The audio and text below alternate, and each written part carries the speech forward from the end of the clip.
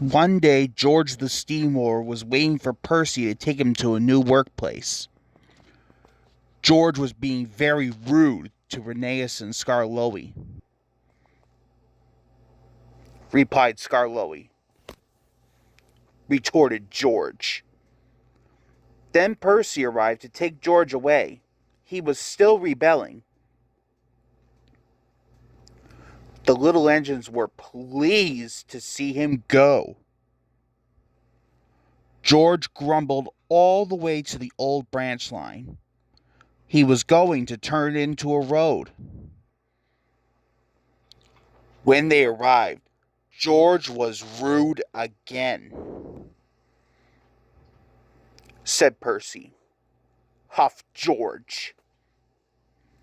Percy was still fuming when he met Thomas. Puffed Thomas. George was now enjoying himself. He chortled. Thomas took no notice.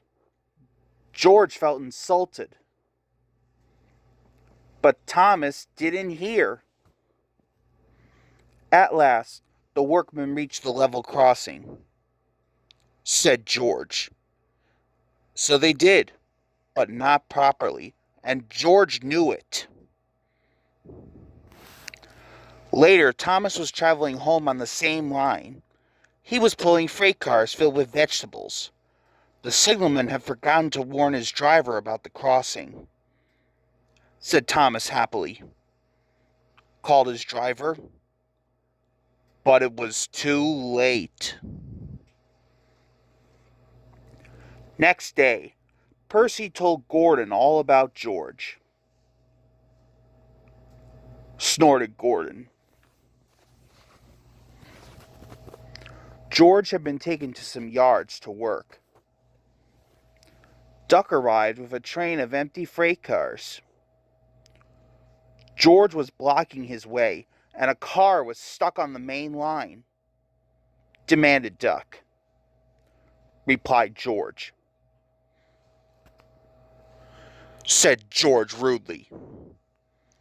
Duck's driver went to complain to the station master, but the signalman had set the signal to allow Gordon to speed through. His passengers were singing his praises, and he was making express time. He whistled long and loud as he approached the station. Suddenly, he saw a freight car on the line ahead, but the freight car wouldn't move until Gordon forced it by accident. Gordon was worried that Sir Topham Hatt would be cross. He was, but not with Gordon. And he did.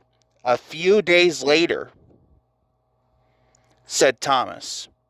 George had been found out by Sir Topham Hatt and punished. He looked miserable, said Percy. Replied George sadly. I hope not. Don't you?